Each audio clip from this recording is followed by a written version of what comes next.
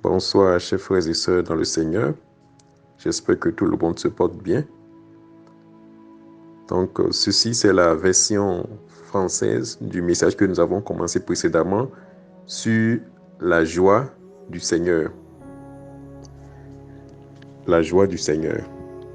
Et notre écriture de base est tirée de Néhémie 8, verset 10. Je lis la dernière partie. Car ce jour est consacré à notre Seigneur. Ne vous affligez pas. Ne vous affligez pas, car la joie du Seigneur sera votre force. Car la joie du Seigneur sera votre force. L'apôtre Paul a dit dans ses écrits, particulièrement dans Philippiens 4, verset 4, « Réjouissez-vous toujours dans le Seigneur. » Je le répète, réjouissez-vous. Ouais. Il a répété la même chose. Ça veut dire qu'il incite sur cela. Et lorsque nous parcourons encore ces écrits-là, on voit dans 1 Thessaloniciens 5, verset 16, « Soyez toujours joyeux. » Quoi qu'en soit la situation, quoi qu'en soient les événements, soyez toujours joyeux.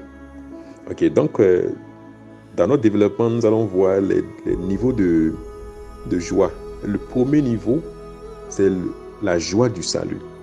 Lorsque l'on donne sa vie à Christ, nous avons échappé à la mort éternelle, nous avons échappé à l'enfer.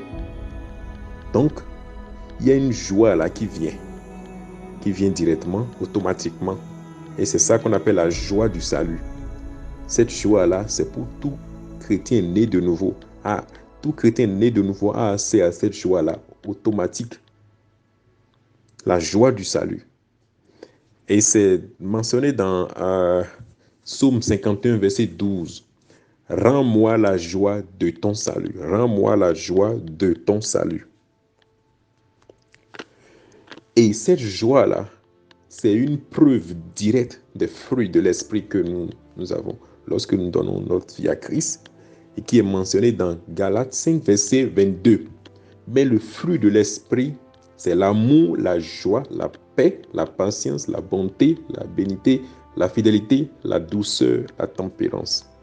Donc vous voyez, il y a la joie qui est mentionnée dans le fruit de l'esprit.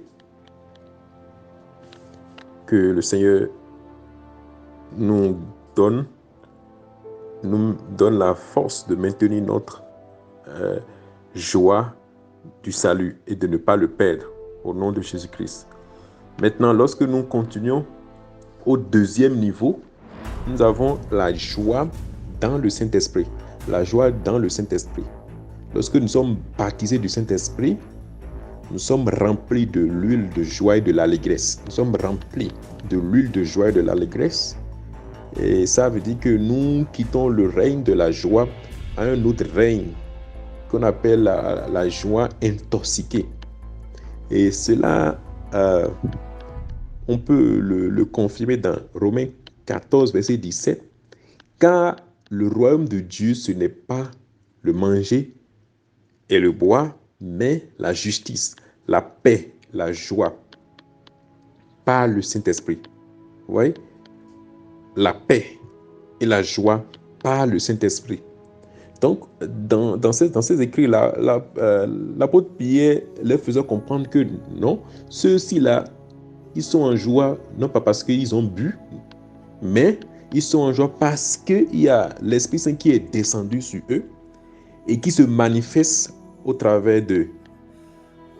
Donc, c'est une manifestation de l'Esprit Saint. Et c'est ça qu'on appelle la joie dans le Saint-Esprit. La joie dans le Saint-Esprit. Maintenant, l'autre niveau, qui est la troisième dimension de la joie, c'est la joie dans la parole de Dieu. La joie dans la révélation de la parole de Dieu. Et quand nous avons accès à la parole de Dieu, au Rhéma, cela réveille, cela suscite au-dedans de nous la joie. Vous allez remarquer que les hommes et les femmes qui ont la révélation de la parole de Dieu sont toujours joyeux. Sont toujours joyeux. Donc nous remercions Dieu pour la joie du salut. Nous remercions l'Éternel pour la joie dans le Saint-Esprit. Et bien, les deux là mènent à la joie dans la parole de Dieu. La joie dans la parole de Dieu, dans le Réma. Donc, nous devons comprendre que nous n'avons aucune affaire avec la dépression. Lorsque vous êtes né de nouveau, la nouvelle naissance interdit déjà la dépression. Vous ne devez pas être dans la tristesse parce que lorsque vous êtes né de nouveau, il y a une joie automatique qui est descendue sur vous. Donc, vous devez prier pour être libéré de l'esprit de dépression au nom de Jésus-Christ. Maintenant, la Bible dit, lorsque nous sommes sauvés, nous avons été ressuscités et nous sommes assis dans les lieux célestes avec Christ. Nous sommes assis dans les lieux célestes avec Christ. Et dans les lieux célestes, là, c'est le quartier général de la joie. Le quartier général de la joie. Et nous pouvons lire dans Psaume 2, verset 4. Celui qui siège dans les cieux rit. Ouais. Celui qui siège dans les cieux rit. Donc, vous allez vous demander, qu'est-ce qu'on fait au ciel? On ne fait que rire. On ne fait que rire. On ne fait que rire. Ce n'est que la joie au ciel. On ne fait que rire. Donc, celui qui siège dans les cieux rit. Et la Bible nous a dit que lorsque nous sommes nés de nouveau, et nous avons de résister, et nous sommes assis dans les lieux célestes avec Christ. Vous voyez? Donc, cela veut dire que lorsque nous venons au fellowship, nous venons automatiquement à la Nouvelle Jérusalem et par conséquent, nous devons avoir la joie du Seigneur en nous et nous devons rire, quoi qu'en soient les situations qui se passent. Donc, comment maintenir la joie du Seigneur? C'est d'être toujours présent à la communion avec les frères et sœurs, être présent à l'église, être présent dans la prière de communion fraternelle avec les frères et sœurs. La Bible dit dans Hébreux 12, versets 22 à 24, « Mais vous vous êtes approchés de la montagne de Zion, de la cité du Dieu vivant, le Jérusalem céleste, des myriades qui formaient le chœur des anges. » Donc, lorsque vous vous approchez de Jérusalem, vous vous approchez de la maison de l'Éternel, la joie de Dieu se renouvelle en vous. Si nous nous éloignons de la communion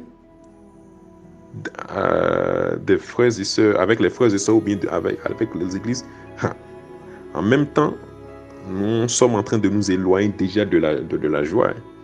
Donc, c'est ce que la Bible dit. Et maintenant, pourquoi devons-nous maintenir la joie? Pourquoi devons-nous maintenir la joie? Nous devons maintenir la joie pour plusieurs raisons. Parce que il y a un prix, il y a un grand prix qu'on risque de payer lorsque on n'est pas dans la joie. Et lorsqu'on n'est pas dans la joie, on perd l'accès à sa présence. On perd l'accès à sa présence. La Bible dit que Dieu habite au milieu des louanges et de l'adoration. Dieu réside au milieu des louanges et de l'adoration. Et lorsque nous voyons les enfants d'Israël, la Bible dit que Dieu habitait au milieu d'eux. C'est pour cela, lorsqu'ils étaient venus devant la mer Rouge, lorsque la mer Rouge les a vus, la mer Rouge s'est divisée en deux.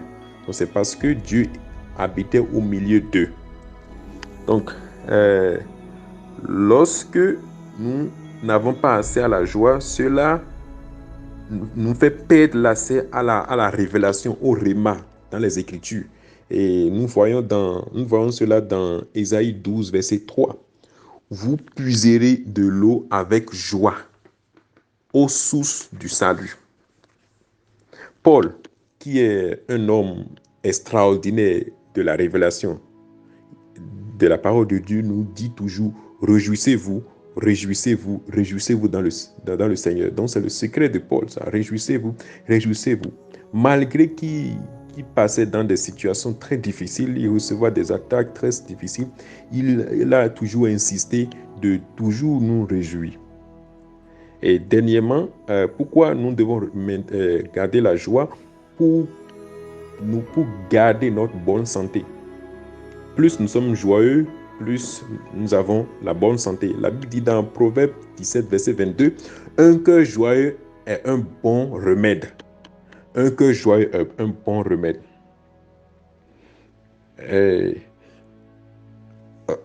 Le fait d'être en joie dans toutes les circonstances, mauvaises ou bonnes, ne veut pas dire qu'il n'y a pas de difficultés. Ne veut pas dire, mais cela veut dire que vous êtes en fait plus intelligent. Vous êtes plus sage même que les difficultés. Donc, quoi qu'en soient les difficultés, quoi qu'en soient les situations, maintenez toujours la joie au-dedans de vous. Que le Seigneur vous bénisse.